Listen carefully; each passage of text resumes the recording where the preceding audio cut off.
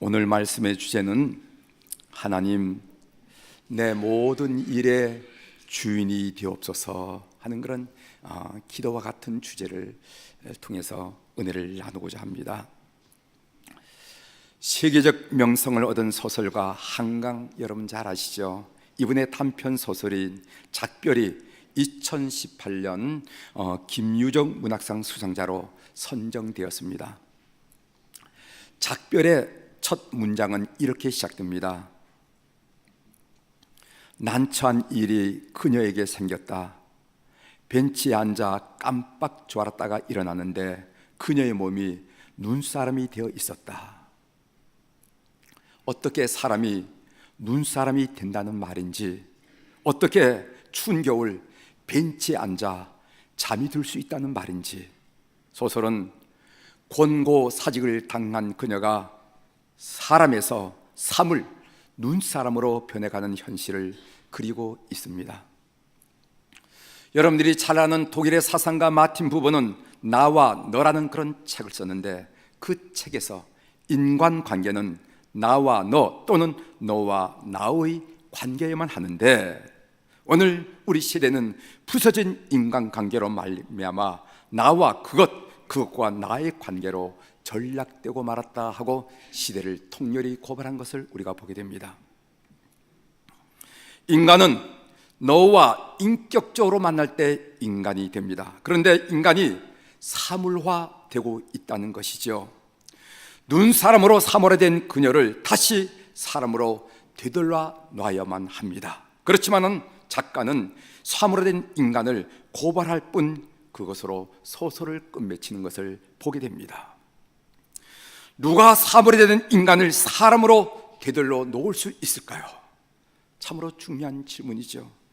누가 비인간화된 우리를, 누가 비인간화된 이 사회를 되돌려 놓을 수 있을까? 그것은 하나님밖에 없다고 믿습니다. 사무엘상하를 묵상하는 것으로 새해를 엽니다. 사무엘상하는 사사시대에 잊어버린 하나님을 되찾는 내용이 사무엘상하의 내용입니다. 사무엘상하를 설교해야 한 이유를 좀 더 구체적으로 들려고 한다면, 하나님의 마음에 합한 다윗을 만나고 싶어서였기 때문에 그렇습니다. 올해 우리 교회의 표어는 하나님의 마음을 시원하게 하는 선교지향적인 교회입니다. 하나님의 마음을 헤아릴 줄 아는 성숙한 그리스도인들에게를 주의 이름으로 부탁드립니다. 우리가 자녀를 키우지만은 아이들이 어릴 때는 부모의 마음을 모르잖아요. 근데 이 아이들이 이제 결혼을 하면은 부모님의 마음을 알아서 부모님이 특별한 말씀을 하지 않아도 부모의 마음을 헤아리는 것처럼, 그런 성숙한 그리스도인들에게를 주의 이름으로 부탁드립니다. 한 걸음 더 나아가서 하나님의 마음을 시원하게 할 줄 아는 멋진 그리스도인들이 다 되기를 주의 이름으로 축복합니다. 사무엘상 1장의 주인공은 엘가나도 아니고 사무엘도 아닙니다. 사무엘상 1장의 주인공은 한나라는 여성입니다. 사무엘상이 한 여성으로부터 시작된다는 것은 이야기 전개상 불가피하다는 것 이상으로 우리에게 주는 의미가 있습니다. 오늘은 이 한나라는 여성에게 집중하고자 합니다. 한나의 삶을 통해서 몇 가지 신앙적인 교훈을 나누고자 합니다. 먼저 한나는 문제가 바로 자기 자신에게 있음을 알았던 여성이었어요. 문제가 내 자신에게 있다는 것입니다. 오늘 본문의 주인공인 한나는 고통스러워합니다. 그 고통의 원인 중에 하나님의 저주를 받은 여인이라 하는 사람들의 정죄가 있을 수 있습니다. 오늘 5절의 말씀 우리가 읽지는 않았지만 오늘 사무엘상 1장 전체를 우리가 읽어보려고 같이 그 내용을 중심으로 설교를 나누려고 하는데, 길으니까 제가 마지막 부분을 우리가 읽었습니다. 우리 5절 말씀 한번 여러분 같이 살펴보도록 하겠습니다. 한나에게는 시작. 한나에게는 갑절을 주니 이는 그를 사랑함이라. 그러나 여호와께서 그에게 임신하지 못하게 하시니. 그러나 여호와께서 그에게 임신하지 못하게 하시니. 제가 이집트에서 사역할 때 코트라 직원의 부인이 유산한 적이 있습니다. 두 번째 유산이었습니다. 임신한 지 4개월 만에 겪은 일이었습니다. 그 일로 두뇌가 얼마나 고통스러워했는지 모릅니다. 남들은 또 임신하면 될걸, 젊은 사람인데 또 임신하면 되지 뭘, 이렇게 생각할지 모르지만 당사자는 그렇지 않았습니다. 예배를 드리는데 두뇌가 얼마나 펑펑 울던지 눈에 충혈이 됐어요. 저는 사무엘상 1장의 말씀을 증거하면서 두뇌를 위로했습니다. 그 후로 아들, 형제를 하나님이 주셔서 지금 대학생으로 공부를 하고 있습니다. 주위에 자식을 낳지 못하는 자매들에 대한 자상한 배려가 있어야 될 줄 믿습니다. 왜냐하면 그들은 자식 내기를 한 사람이 상상조차 할 수 없는 가슴 아래를 하고 있기 때문에 그들은 위로를 받아야 된다, 그런 말씀을 드리는 것입니다. 그런데 이스라엘 사회에서 아들을 낳지 못한다는 것은 단순히 자식이 없다는 것 그 이상의 의미를 가집니다. 아들을 낳을 수 없다는 것은 하나님의 저주라는 것이지요. 따라서 사람들은 한나를 볼 때마다 이렇게 수군거렸는지도 몰라요. 저 여인은 무슨 죄를 졌기에 하나님으로부터 저런 저주를 받고 있을까? 아마 우리가 모르는 무슨 죄가 있는가 봐. 이런 이유로 한나는 사람들의 수군거림을 그냥 편안하게 들을 수 없었습니다.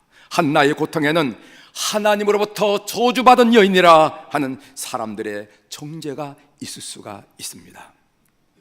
또한 고통의 원인에는 분인나의 직접적인 무시, 업신여김이 있었습니다. 오늘 6절의 말씀 우리 한번 같이 읽어보도록 하겠습니다. 여호와께서 시작. 여호와께서 그에게 임신하지 못하게 하심으로 그의 적수인 분인나가 그를 심히 격분하게 하여 괴롭게 하더라. 분인나는 한나의 남편인 엘가나의 둘째 부인으로서 아이를 낳았습니다. 4절에 보면은 그의 모든 자녀라라는 표현이 있으니까 최소한 4명 이상의 자녀를 낳지 않았는가, 이렇게 보고 있습니다. 분인나는 한나 앞에서 은연중 자식을 낳았다는 제세를 할 수 있을지도 몰라요. 자식도 없으면서 안방 차제가 웬 말이냐, 첫째 부인이면 다나, 아마 이런 얘기를 했을지도 모릅니다. 이 정도의 업신여김이 있었으리라 이렇게 생각합니다. 어쩌면 분인나의 태도는 그의 남편 엘가나가 자식 없는 한나에게 특별히 마음써 주는 것에 대한 어떤 투정이고 시기였을지도 모릅니다. 한나는 분인나의 그런 태도를 자신을 무시한 것으로 여겨서 몹시 마음이 좋지 않았어요. 사무엘상 1장에 보면은 격분이라는 단어가 나오는데 이 격분이라는 단어가 6절, 7절 반복되는 것을 봅니다. 이 격분이라는 말은 몹시 흥분된 상태를 말하는데 이 격분이라는 단어가 한나의 마음이 얼마나 불편했는지 우리들에게 드러내주고 있습니다. 한나의 고통의 원인에 분인나의 직접적인 무시함, 업신여김이 있었습니다. 이런 정황들을 살펴보면서 저희 마음에 한 가지 질문이 생겼어요. 그 질문은 무엇인가 하면은 한나를 격분시킨 것이 이런저런 상황들일까, 아니면 한나 자신일까? 아마 여러분들은 아니 상황이 그렇게 만들지 않았습니까? 이렇게 말씀을 대답하실 예정이죠. 한나를 격분시킨 것이 이런저런 상황들일까, 아니면 한나 자신일까? 그 격분이라는 것은 한나가 자신을 받아들일 수 없게 겪는 스스로의 부대낌이 아닐까? 그렇다면 정말 한나가 싸워야 할 대상은 분인나가 아니라 자기 자신이 아닐까? 이런 생각으로 이어졌습니다. 여러분 어떻게 생각하십니까? 이제까지 한나의 싸움의 대상은 분인나였습니다. 분인나만 보면 속이 뒤집혔어요. 평상시는 몰랐는데 부인나만 나타났으면 속이 뒤집혔습니다. 그러면 그럴수록 문제는 해결되지 않았습니다. 더 괴로웠어요. 그런데 이제 한나의 싸움의 대상이 달라졌다는 것을 우리는 성경을 통해서 볼 수가 있습니다. 한나가 비로소 기도하기 시작했다는 것이 이 사실을 그의 싸움의 대상이 달라졌다는 사실을 우리들에게 보여주고 있습니다. 10절의 말씀입니다. 한나가 마음이 괴로워서 여호와께 기도하고 통곡하며, 분인나와 계속 싸울 요량이라면 분인나에게 달려가서 했을 것입니다. 그러나 한나는 하나님께 달려와 기도하고 통곡했어요. 한나는 이제 알았습니다. 몇 번의 과정을 통해서 알았습니다. 한나의 대적은 분인나와 이웃이 아니라 자기 자신이라는 사실을, 좀 더 구체적으로 말하면 자신의 열등감이라는 사실을 알았습니다. 여러분, 열등감이라는 것은 자기 자신을 무능하고 무가치한 존재로 여기는 일종의 자기 학대가 아니겠습니까? 한나의 열등감의 원인은 말할 것도 없이 불임이지요. 그녀는 자식을 낳지 못한다는 열등감 때문에 자식을 낳은 사람이 보기 싫었어요. 따라서 한나가 진정으로 싸워야 할 대적은 자기 안에 있는 열등감이었습니다. 한나가 싸워야 할 사람은 분인나가 아니라 한나 자신이었습니다. 한나는 문제가 바로 자기 자신에게 있음을 알았던 여인이라는 것이죠. 사랑하는 교회 여러분, 우리도 살아가면서 마음이 불편했다가 적지 않이 많습니다. 이런저런 상황 때문에 마음이 불편하기도 했고, 또 이런저런 인간관계 때문에 마음이 불편할 때도 있었습니다. 그럴 때, 그런 마음이 불편할 때 여러분은 누구와 싸우려고 작정했습니까? 대적은 여러분의 바깥에 있었습니까? 아니면 여러분의 안에 있었습니까? 문제를 바깥에서 찾지 말고 그 안에서 찾으십시오. 문제는 바로 당신들 안에, 여러분 안에, 내 안에 있습니다. 이것이 바로 오늘 본문이 우리에게 가르치는 첫 번째 교훈이라는 것을 여러분 기억하십시오. 우리가 진정으로 싸워야 할 대상은 자신이라. 그럴 때 문제의 실마리를 찾게 되고 문제를 풀 수가 있다는 사실을 오늘 사무엘상 1장을 공부하면서 여러분들이 깨닫게 되기를 주의 이름으로 축원합니다. 그래서 우리는 손가락을 이런 상황 때문에, 너 때문에 이렇게 얘기하는 것이 아니라, 여러분들의 마음이 불편하면 불편할수록 여러분 심령 속에, 영혼 속에 문제가 있다는 사실을 알고 문제를 투쳐보는 여러분들의 지혜가 있기를 주의 이름으로 고면합니다. 두 번째로 받는 교훈은 무엇인가 하면, 한나는 마음의 평강을 얻는 것은 문제가 해결되었기 때문이 아니라 문제를 하나님께 맡겼기 때문임을 우리는 알게 됩니다. 한나는 문제를 어떻게 풀어갑니까? 10절을 다시 한번 읽어드리겠어요. 한나가 마음이 괴로워서 여호와께 기도하고 통곡하며, 이런 말씀이 있어요. 한나는 사람을 바라보던 시선을 거두고 하나님을 바라보았습니다. 한나의 고통을 해결해 주는 하나님밖에 없음을 그는 믿었다는 것이죠. 사람에게 기대하지 마십시오. 여러분, 남편 엘가나를 보십시오.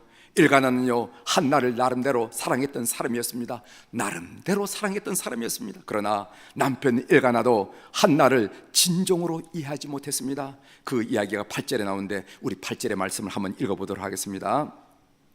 그의 남편 엘가나가, 시작. 그의 남편 엘가나가 그에게 이르되, 한나여 어찌하여 울며 어찌하여 먹지 아니하며 어찌하여 그대의 마음이 슬프냐? 내가 그대에게 10 아들보다 낫지 아니하냐 하니라. 여기 보면 어찌하여 그대의 마음이 슬프냐고 묻습니다. 엘가나가 한나에게 못마땅하다는 듯이 한 말이에요. 아내들이여, 남편이 여러분들의 마음을 속속들이 이해해 주리라 그렇게 기대하면서 살았습니까? 대답해 보세요. 여러분들은 그렇게 기대한지는 모르지만은 성경은 이렇게 대답합니다. 뭐라고 말하냐면은 결코 그런 일은 없다, 이렇게 대답하고 있어요. 그러니까 남편이 자기를 이해해 주리라 라는 기대는 아예 하지 않는 아내들이 되길 바랍니다. 남편도 마찬가지예요. 저 아내가 내 삶을 이해해 주리라 그렇게 기대하지 않고 사는 것이. 그 당시 목회자였던 엘리 제사장도 한나를 이해하지 못합니다. 14절을 제가 읽어드리겠어요. 엘리가 그에게 이르되, 내가 언제까지 취하여 있겠느냐? 포도주를 끊으라 하니, 엘리 제사장은 한나가 고통으로 신음하는 것을 단순히 술에 취한 것으로 오해하고 있습니다. 그렇습니다. 담임 목사인 저도 여러분을 이해해 주지 못합니다. 여러분의 고통의 깊이와 넓이를 저는 이해할 수 없습니다. 어쩌면 그 언저리에도 그 근처에도 못 갈지도 모릅니다. 따라서 사람으로부터 이해받고 위로받으려고 하지 않는 여러분들이 되길 바랍니다. 사람으로부터 위로받아야지, 남자로부터 위로받아야지, 여자로부터 위로받아야지, 목회자들로부터 위로받아야지, 이런 생각을 하지 말라는 거죠. 우리의 고통을 알아줄 분은 하나님밖에 없고 오직 하나님을 질시하고 하나님께 바라보는 여러분의 삶이 되기를 주의 이름으로 축원합니다. 하나님께 호소하십시오. 그것이 최선의 길입니다. 오늘 한나가 기도한 다음에 태도를 보십시오. 18절에 나오는데 중요한 구절이기 때문에 같이 한번 읽어보도록 하겠습니다. 18절 이르되, 시작. 이르되 당신의 요정이 당신께 은혜 있기를 원하나이다 하고 가서 먹고 얼굴에 다시는 근심빛이 없더라. 얼굴에 다시는 근심빛이 없더라. 여기서 근심빛이라는 것은 금신스러운 표정, 기가 죽은 상태, 수색을 말하는 것이죠. 한나가 마음의 평강을 얻는 것은 문제가 해결되었기 때문이 아니라 문제를 하나님께 맡겼기 때문에 되어지는 것이라는 것을 여러분 아시길 바랍니다. 여러분들이 문제를 해결했기 때문에 웃을 수 있는 것이 아니고 감사를 고백할 수 있는 것이 아니라 문제를 하나님께 맡겼기 때문에 우리 마음의 평강을 얻을 수가 있고 삶의 여유를 가질 수 있다는 것을 기억하시길 바랍니다. 사랑하는 교회 여러분, 우리가 기도할 때 마음의 평강을 얻는 것은 문제가 해결됐기 때문이 아니라 문제를 하나님께 맡겼기 때문입니다. 믿는 여러분들이 되십시오. 그리고 이 평강은 우리의 기도가 하나님 앞에 상달되었다는, 응답되었다는 또 다른 증거가 됩니다. 때가 되면은 그 기도가 현실화될 것입니다. 병원에 입원하면은 의사 선생님들이 아침에 회진을 돌지요. 의사 선생님들이 와서 환자에게 묻습니다. 기분이 좀 어떠세요? 이렇게 묻습니다. 환자의 기분을 묻는 이유는 할 말이 없기 때문에 물어보는 것이 아니라 이유가 있다는 것입니다. 의사 선생님들의 얘기로는 환자의 기분은 의학적 기분보다 결과보다 이틀 먼저 간답니다. 이틀 먼저. 환자의 기분은 의학적인 결과보다 이틀 먼저 간다. 제가 어디서 들어서 오늘 일부 예배에 오는 우리 의사 선생님한테 그 말이 맞는지하고 컨펌을 했어요. 믿어도 됩니다. 환자의 기분이 좋아지면은 이틀 후에 체온이 정상으로 되고 혈압이 떨어지거나 엑스레이 상에 좋은 결과를 나타낸다는 것이죠. 기도도 마찬가지예요. 우리가 두려움과 초종과 불안과 염려가 사라지고 비로소 내 마음속에 평강이 스며들 수 있어요. 목사님 이상해요, 문제는 해결되지 않는데 마음이 편안해요, 이런 얘기를 많이 듣는데 이렇게 마음이 평강이 오면 틀림없이 그 기도는 현실화된다는 것을 믿는 여러분들이 되시길 바랍니다. 이것이 바울 사도가 우리에게 가르쳐준 말씀이에요. 여러분 20절을 보십시오. 20절, 한나가 임신하고 때가 이름에 아들을 낳아 사무엘이라 이름하였으니 이는 내가 여호와께 그를 구하였다 함이더라 하는 말씀이 있는데, 이 말씀을 우리 성경으로 보면은 한나가 임신하게 되었구나, 그리고 10개월이 지난 다음에 아들을 낳았구나, 그래서 그 아들의 이름을 사무엘이라 했구나, 이 정도로 해석이 됩니다. 그러나 영어 번역에는 어떻게 나오면 때가 이름에, 이래서 in due time이라 하는 말을 문 뒤에, 문 앞에 나왔다는 것을 보게 됩니다. 여러분 영어 구성에서 문 앞에 나오는 것은 문장의 맨 앞에 나온다는 것은 강조의 의미겠다는 여러분 아시죠?